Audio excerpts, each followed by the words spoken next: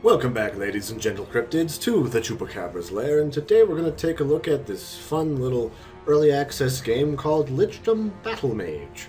And the developer's goal with this lovely mage and magic and wizard related game is to take wizards back from just being these namby-pamby kite and shoot type mechanics oriented characters and push them back into the thick of battle, less health oriented, more avoidance and nuke oriented, and to try and what I would describe it as like making it more like Dark Souls, less in the way of copying mechanics and more of just getting into the thick of it with high risk, high reward maneuvers.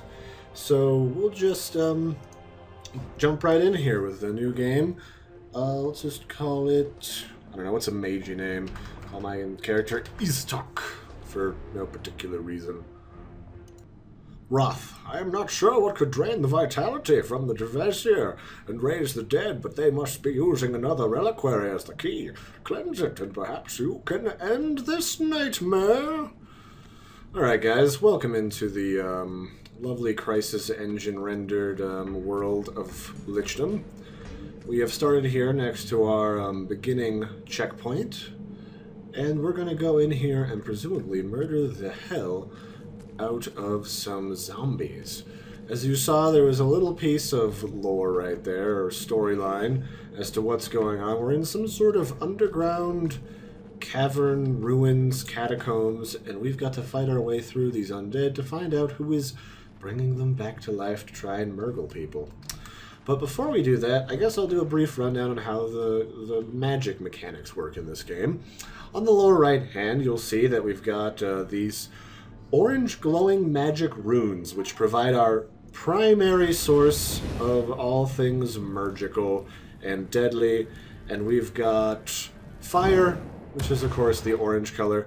You've got a regular firebolt, and if you charge it up, you've got this two-handed, if you use both left and right click, giant AoE of fire.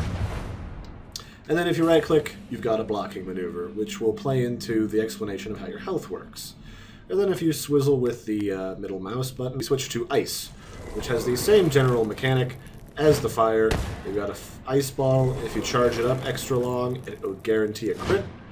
And you can then do an ice AoE. And everything can be charged up to do extra damage and crit.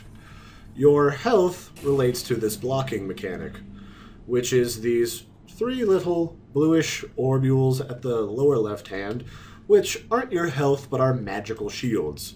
If you get hit directly, it'll knock out one of those shields entirely. However, if you block, it'll only take half of that shield to 2/3, and it will regenerate. But if it's gone, it will not regenerate.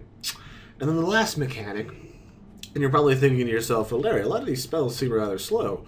These mechanics aren't slow of like the enemies trying to come murgle you, are they? And I'm like, no, they are most certainly not. But that's where they want to try and keep you into the thick of battle instead of just sprinting away, which is the spacebar, which, sort of like the roll in Dark Souls, allows you to do avoiding maneuvers. However, I think you saw that it's got this delicious AoE effect to it.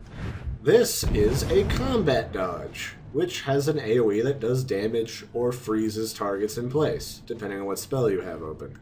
So that's how they kind of want to encourage you to jump right into the thick of it and do some damage. So I'm going to charge up a fireball, and we're going to go exploring these dark and sinister catacombs. And what's this? We've got undead, who's got a nasty green shield, which is pretty much guaranteed to absorb at least 1 or 2 spell hits. So what you want to do is use the time freezing mechanic of that lovely dodge to try and deal with that. And as you saw, he got a direct hit off on me, so my shield exploded, dealing some extra damage. But I lost some of my inherent protection. We'll just kind of list around them a little bit, doing as much damage as possible.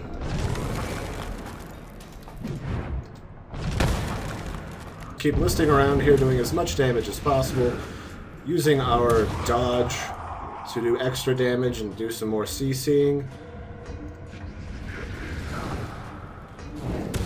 The idea here is to stay into the thick of it as much as possible. Wait till they're timing up their attack and lay into them as much as possible. You don't really need to CC, you can kind of just control them, which is a nice way of handling it.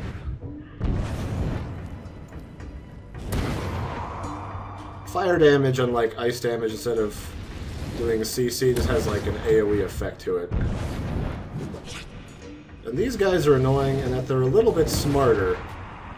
The guys with the clubs don't start with a shield, but they can kind of just list and dodge spells if you try to snipe them from long range.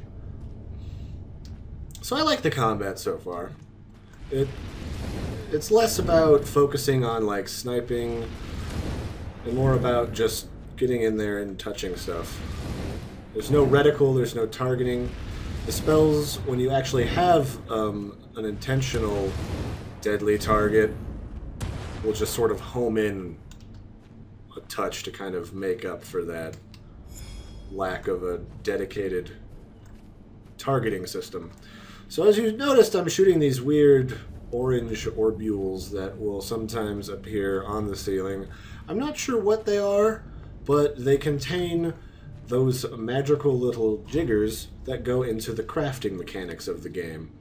So let's say I want to craft a new ice spell, I'll just say I want ice, and these are the sorts of things that you get from that. You get these runes which provide different mechanics, add utilities of extra damage, extra mastery, and these are sort of how you build out your spells and delineate different on-hit utilities and such. But for right now, I'm not going to focus too much on this for two reasons. A, it's kind of raw and doesn't make a lot of sense, and B, I haven't really experimented much with it, and we're just going to focus on the mechanics. I'm sure later we'll be able to do some itemization and such in the game. And here we have a recharge station for one level of my shield. As you noticed earlier, I got one of my shields knocked out. You just hold F, and you get some of that magic, and your health essentially is restored to a certain extent. Sometimes it's hard to know when to block. So this is a weird little rift thing. It doesn't deal damage to you or anything. It's just a hole in time and space and I guess some magical farting. And it allows us to see into the past to activate some of the storyline. 12th Dragon. This could get really ugly. The cult's messing with the dead now. I get twitchy just thinking about it. Wrath. You have the bracers, Dragon. You have the strength to use them. Don't doubt yourself now. Oh, I can do it with these weapons like these. Just try and stop me. So these are like, you know, echoes from the past of people who came through here before, which kind of tells you the storyline and explains some of the game mechanics and also provides you with more runes of spells and such. I still don't know what those things are. They're like full of magical molten lava. But I think the next step will activate some of my AoE abilities. There should be a couple of undead janky guys coming around the corner in a moment. And I want to cut them off right here and start combat by disabling their shields to some extent. We're going to do a little bit more backpedaling here because this is a confined space and a little bit harder to maneuver in. And backpedaling isn't super helpful in this, mostly because they are fast. And they will touch you. But we want to just engage some of our AoE, and we'll just nuke both of them. By just sort of dodging to the side. There's actually some pretty cool environmental effects when you use fire. As you can see, if I charge it up, I can actually burn these plants. So that was a nice touch. You can actually watch it destroy the environment a little bit. So the storyline so far is we're in here, and there's like a cult or something that is raising the dead or something, and we don't know why, and we're going to investigate. And these guys are going to chase the crap out of me. These are the smarter guys. They can, to a certain extent, dodge out of the way. We'll just use some more AoE. They're pretty much slowed once you activate that.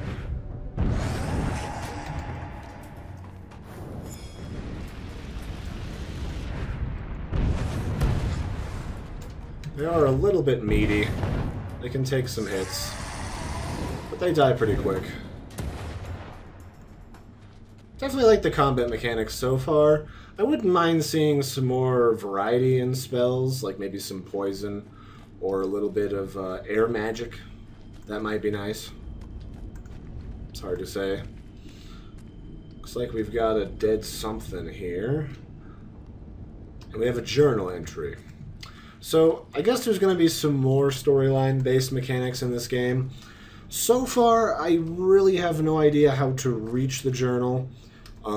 There's nothing here in the inventory that would hint at where the journal would be, and I don't see any menu keys in the key bindings that would allude to what I would do to find the journal or turn on the journal interface. So for right now, that's just kind of there. So let's see here. Okay, we've got more of these things. We can just randomly pop those. There's, I mean, again, I'm not going to do a lot of crafting, so I'm probably going to ignore these for the most part now. There's a fair number of unlockables. So we've got the next waypoint, and we should be... Oh, I get it. So now we have this waypoint, and there should be some more nasties coming to touch my jibs. And these are some more of those smarter guys. Once they're aware I'm here, they'll start to actually try to avoid some of my spells if they lock on to me. Yeah, see, they try to... What are they doing? I guess they're not interested in me. But this cultist is...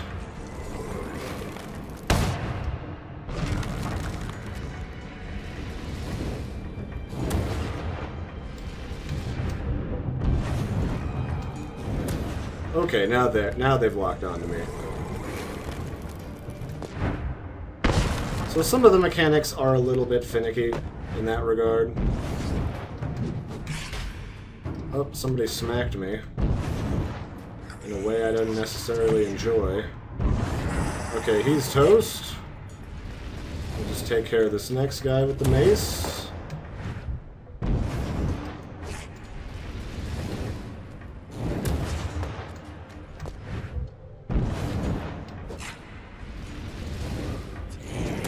So it's relatively easy to keep control of them because your dodge ability stops time.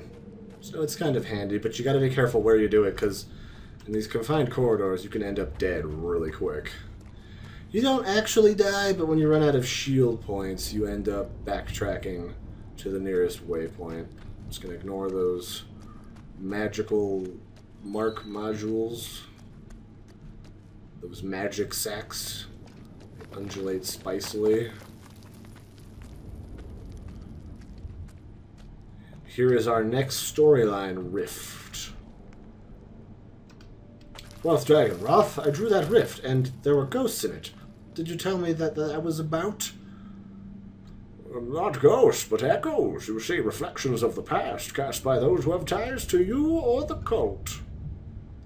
So now we know that the kidnappers are up to, and these echoes supply components for my spells. I'm not complaining.